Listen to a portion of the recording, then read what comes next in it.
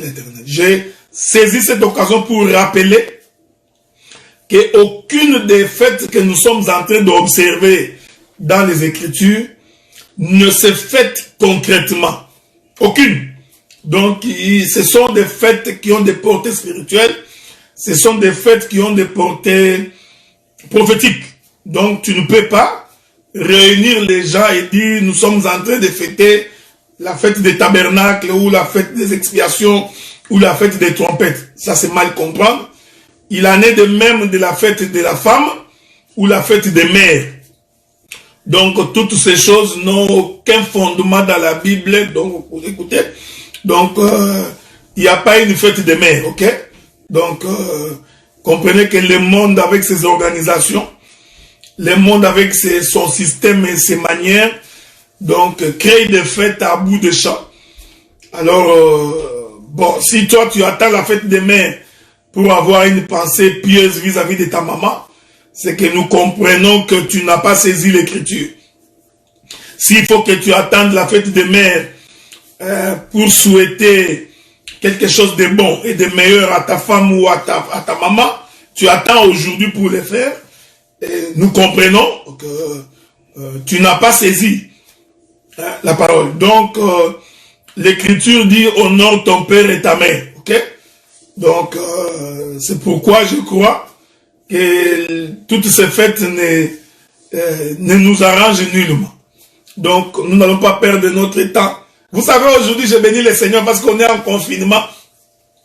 Parce que si on n'était pas en confinement, il y aura beaucoup des églises aujourd'hui qui donneraient la conduite du culte aux mamans, la prédication aux mamans, l'exhortation aux mamans, les chantres aux mamans. Ouais, aujourd'hui, c'est sûr que beaucoup des églises mettraient les mamans sur le devant de la scène. Parce que c'est la fête des mères. Vous comprenez que ça, c'est un désordre. C'est véritablement prendre les choses du monde et mettre ça dans les choses de Dieu. Parce que petit à petit, vous faites entrer la journée de la femme dans l'église. Les gens vont faire entrer la fête de Saint-Valentin dans l'église. Vous voyez, donc c'est un désordre impossible. Ça, c'est prendre le feu étranger et l'amener dans les sacerdoces. Une telle chose entraîne la mort.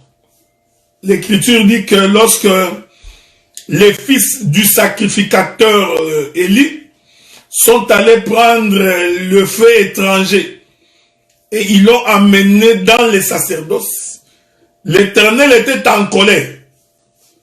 Et cela a entraîné la mort. Donc, l'on ne peut pas prendre les traditions des hommes, les traditions humaines, et les amener dans les choses de Dieu. Permettez, je voudrais, avec votre permission, lire une écriture. Vous savez, je ne sais pas si je trouverai cette écriture-là. Comme j'ai toujours dit que je crois que Dieu a tout mis par écrit. Souffrons, donc, que nous trouvions il y a une écriture où le Seigneur dit, hein, je voudrais vous trouver cette écriture-là. Vous prenez le livre de Matthieu chapitre 15. Matthieu chapitre 15, je vais d'abord lire à partir du premier verset. Ok? Matthieu chapitre 15, je commence par le premier verset. La Bible dit ceci. Alors, des pharisiens et des scribes vinrent de Jérusalem auprès de Jésus et dirent, pourquoi tes disciples transgressent-ils la tradition des anciens? Car ils ne se lavent pas les mains quand ils y prennent leur repas. Jésus leur répondit, et vous, pourquoi transgressez-vous le commandement de Dieu au profit de vos traditions? Car Dieu a dit, honore ton père et ta mère, et celui qui maudira son père ou sa mère sera puni de mort. Mais vous, vous dites, celui qui dira à son père ou à sa mère, c'est dont j'aurais pu t'assister, est une offrande à Dieu, n'est pas tenu d'honorer son père ou sa mère. Verset 6. Vous annulez ainsi la parole de Dieu au profit de votre tradition. Hypocrite. Ésaïe a bien prophétisé sur vous quand il a dit, ce peuple m'honore des lèvres, mais son cœur est éloigné de moi. C'est en vain qu'il m'honore en enseignant des préceptes qui ne sont pas des commandements de Dieu. Avez-vous remarqué? Donc, il y a des prédicateurs, il y a des gens, des hommes comme des femmes, qui mettent en exergue les traditions des hommes au profit des traditions de Dieu, au profit de la parole de Dieu. Quand vous faites une telle chose, le prophète Ésaïe dit que vous honorez Dieu par vos lèvres, vos cœurs sont éloignés de Dieu. Donc, l'église du Seigneur ne peut pas célébrer la fête de la femme. Non. L'église du Seigneur ne peut pas célébrer la fête des pères, ni la fête des mères. Si vous voulez en profiter pour manger les poulets à la maison, c'est pas grave. Manger les poulets parce que dans tous les cas, nous en mangeons tous les jours. Mais l'on ne peut pas prendre les traditions des hommes et le faire entrer dans les choses de Dieu. Vous trouvez dans une église, on fête la fête de Saint-Valentin. Les pasteurs, la maman pasteur, les fidèles, les chantres, habillés en rouge. Rouge blanc ou rouge noir, je ne sais pas moi quoi. Ce sont des traditions des hommes. Vous comprenez? Donc vous faites peser sur le peuple le poids de ce que Dieu n'a pas dit. Et l'Éternel a cette chose en abomination. Voyez-vous frère, c'est pourquoi nous vous exhortons pour vous dire, apprenez à respecter le modèle de Dieu. Apprenez à vivre selon ce que Dieu a dit. Tu ne peux pas avoir la bénédiction de Dieu si tu n'obéis pas à ce que Dieu a dit. Dieu pour te bénir, ça je voudrais répéter pour que beaucoup de gens puissent me suivre. Dieu pour te bénir, pour que Dieu vienne à ton assistance, il faut préalablement que tu puisses obéir aux recommandations du Seigneur. Celui qui n'obéit pas à la recommandation de Dieu ne peut pas voir la main de Dieu dans sa vie. Oui, frère. Parce que je vous ai toujours dit que Dieu n'est pas un féticheur. Tu vois? Ce n'est pas un marabout. Nous prions un Dieu de principes. Celui qui n'obéit pas aux principes de Dieu, il ne peut pas espérer recevoir quelque chose de la part du Seigneur.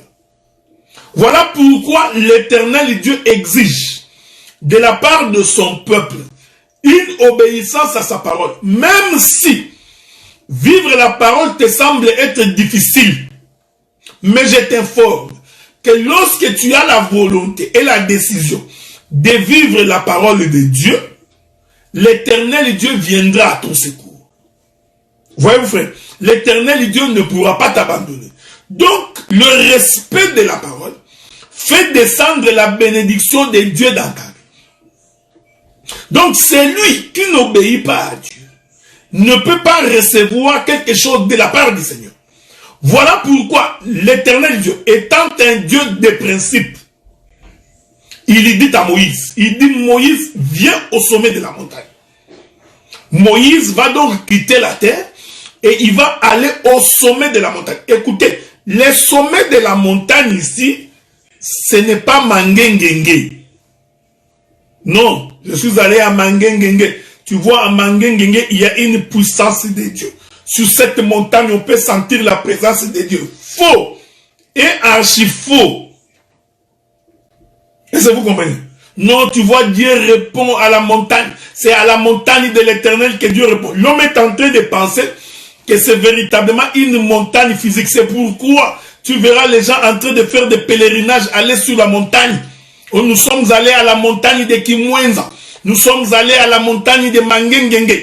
Ils pensent que c'est cette montagne-là que se trouve Dieu. C'est là-bas que se trouve Dieu. C'est pourquoi il faudrait aussi avoir l'interprétation et l'explication de la montagne. C'est très important.